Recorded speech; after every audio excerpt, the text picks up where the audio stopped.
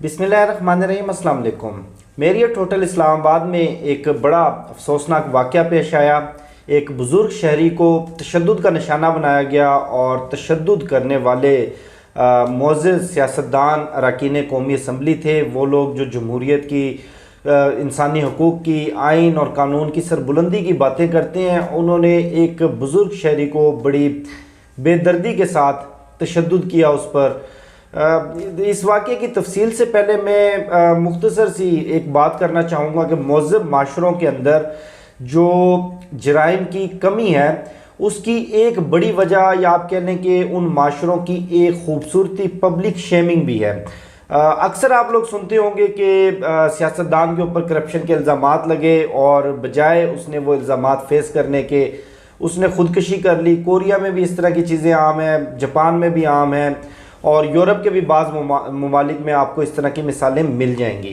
ख़ुदकशी वो लोग क्यों करते हैं? जहनी तौर पर कमज़ोर होते हैं या उनके ख़िलाफ़ इल्ज़ामात जिस नोयत के हों उनको कुछ सज़ा का डर होता है कि सारी ज़िंदगी हम जेल में सड़ते रहेंगे, और वो इतने बहादुर नहीं होते कि जेल का सामना करें। नहीं, इसकी वजह है पब्लिक शेमिंग।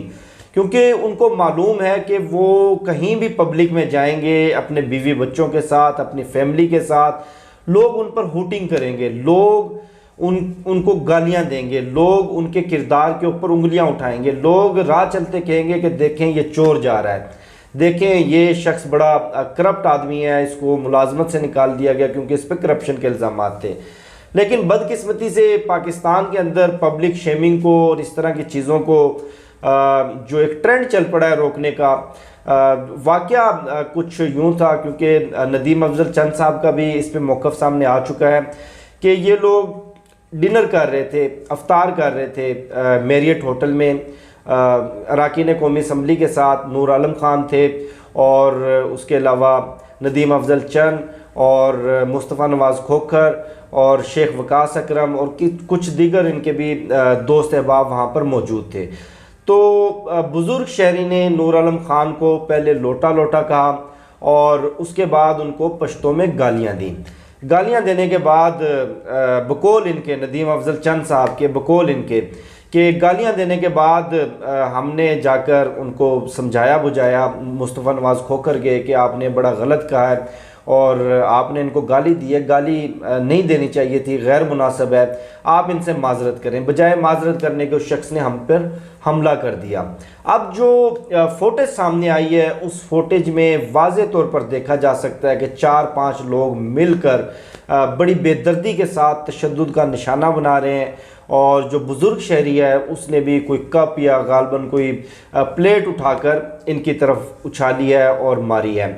और इस वाक़े के बाद चूँकि फोटेज सामने आ गई, ये वीडियो वायरल हो गई, लोग बड़ी डिस्कशन कर रहे हैं, हर बंदे की अपनी मुख्तलिफ इस पर आ रहा है, मुख्तलिफ उनका नुक्ता नज़र है। लेकिन बड़ी बदकिस्मती है हमारे माशरे की कि मुस्तफ़ा नवाज़ खोखर साहब कौमी असम्बली में इंसानी हकूक़ कमेटी के चेयरमैन रहे हैं और ऐसे ऐसे लोगों के इन्होंने केसेस को टेकअप किया है जिनके ऊपर मुल्क के ख़िलाफ़ साजिश के, अफवाज पाकिस्तान के ख़िलाफ़ प्रोपिगंडा, गालम गलोच और इस तरह के बड़े अजीबो गरीब किस्म के, बल्कि अजीबो गरीब तो छोटा लफ्ज़ है, बड़े ख़तरनाक किस्म के इल्ज़ामात थे। लेकिन इंसानी हकूक़ की आड़ में उन्होंने उनके केसेस को टेकअप किया, उन लोगों को रिहा करवाया और उनके ऊपर जो एक छाप है कि वो ताजी खोखर के भतीजे हैं, जो मुल्क का नामी ग्रामी बदमाश था, जो नामी ग्रामी कब्ज़ा माफिया था, उस छाप को दूर करने के लिए वो बड़ी इंसानी हकूक़, आइन और कानून की सरबुलंदी की बात करते हैं।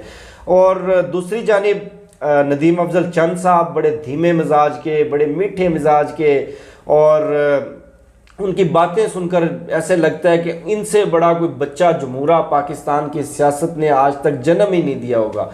लेकिन आसमा शराजी साहब के प्रोग्राम में उनकी गुफ्तगू सुन लें कि ये कौम यूथ है, ये बदतमीज़ी इनका कल्चर है, बदतहजीबी इनका कल्चर है, ये इंतशार लाना चाहते हैं।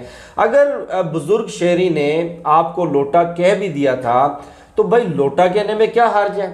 आप लोटे नहीं हैं, क्या आपने पीटीआई का मैंडेट चंद पैसों के अवज, चंद टकों के अवज उठाकर आसिफ अली जरदारी और नून लीग की झोली में नहीं डाला? अगर आपको इतनी ही ज़्यादा गैरत आ रही है, अगर आप दावा करते हैं कि मैं पश्तून हूँ, मैं बड़ा गैरतमंद हूँ, मैं बड़ा इज़्ज़तदार हूँ, तो आप इस्तीफ़ा देते और इस्तीफ़ा देकर जाकर उनके साथ शमूलियत कर लेते। लेकिन चूँकि आपने अपना ज़मीर भी बेचा, आपने अपना आप भी बेचा, अपनी इज़्ज़त का सौदा भी किया। कभी आपको तवाइफ़ों की तरह उठाकर सिंध हाउस में डाल दिया जाता है, कभी आपको मेरियट होटल में डाल दिया जाता है, और उसके बाद आप एतराज़ करते हैं कि हमें लोटा और चोर भी ना कहो। और एक चीज़ पर मुझे बड़ी हैरत होती है कि जब ये लोग कनाडा जाते हैं, जब ये लोग इंग्लैंड जाते हैं, इनके घरों के बाहर इनके खिलाफ मुजाहरे होते हैं, इनको चोर चोर कहा जाता है, इनको डाकू कहा जाता है, इनको लुटेरा कहा जाता है, इनको समुद्री कज़ाक कहा जाता है, इनको गालियां दी जाती हैं, इनको इनकी असलियत दिखाई जाती है। उस वक्त इनका हाथ क्यों नहीं उठता?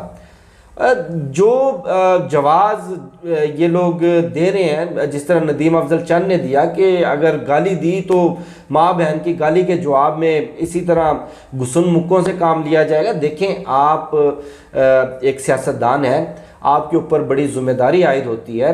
आपका जो ज़र्फ़ है, आपकी जो बर्दाश्त है, वो आम आदमी से ज़्यादा होनी चाहिए। एक लम्हे के लिए मान लेते हैं कि बुज़ुर्ग शहरी ने बदतमीज़ी की, बुज़ुर्ग शहरी ने आगाज़ किया, चलें ये भी मान लेते हैं कि जो बुज़ुर्ग शहरी ने आपके ऊपर पहले हाथ उठाया, उन्होंने आप पर हमला किया, तो क्या इसका मतलब यह है कि कोई आपको डंडा मारेगा तो आप डायरेक्ट बंदूक से उसको उड़ा देंगे?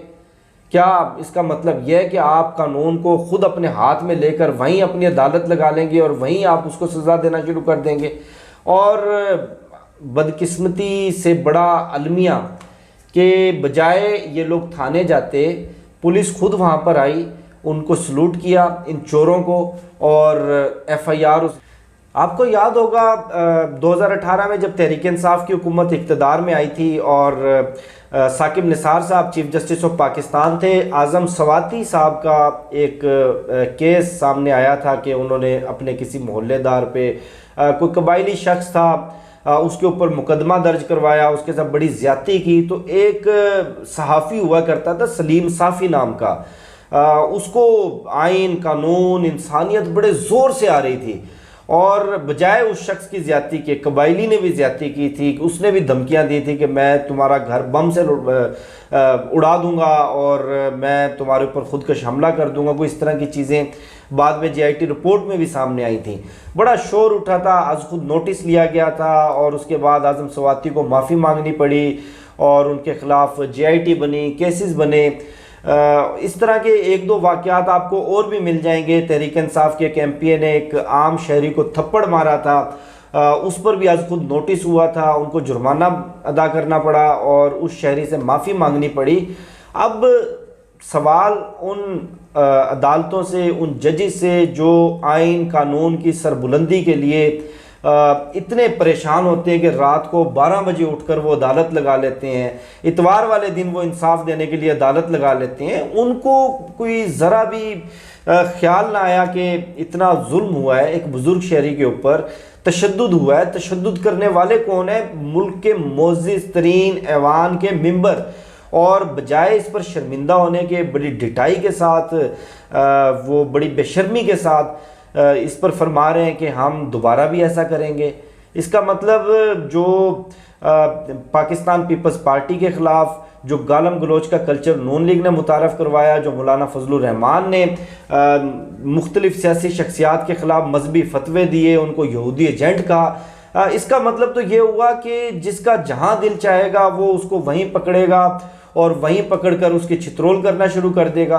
अभी जो सियासी तल्खियाँ मुल्क में फैल चुकी हैं, मुझे ये लगता है कि आइंदा आने वाले दिनों के अंदर ये सियासी तल्खियाँ किसी बड़े तसादुम का रुख अख्तियार कर सकती हैं। मुल्क में कोई बड़ा हादसा हो सकता है, क्योंकि पब्लिक प्लेसेस के ऊपर लोग पब्लिक शेमिंग करना शुरू हो गए। मेरे ज़ाती ख्याल के अंदर ये एक पॉजिटिव चीज़ है, ये होनी चाहिए। लेकिन इसके जवाब में जिस तरह तशद्दुद हो रहा है, इसका मतलब ये कि आप अपने हलके में जाएंगे, आप अपनी इलेक्शन कैंपेन के लिए जाएंगे, आपके वोटर्स आपसे जब सवाल करेंगे, आप पे तनकीद करेंगे, आपसे सख्त लहजे में बात करेंगे, आप उनको भी चपेड़े रसीद करना शुरू कर देंगे? या आप एक ऐसा कल्चर बनाना चाहते हैं जिसमें दलील का जवाब गाली से हो और गाली के जवाब में मुक्का है और मुक्के के जवाब में आप सीधा सीधा क्लाशनकोव निकाल लें? ये बड़ी तशवीशनाक सूरत हाल है। बहरहाल ये सारा वाक़या था जो मैंने आप लोगों के सामने रखा। आप एग्री कर सकते हैं, डिसएग्री कर सकते हैं। इंशाल्लाह आपसे फिर नेक्स्ट वीडियो में मुलाकात होगी। पाकिस्तान जिंदाबाद।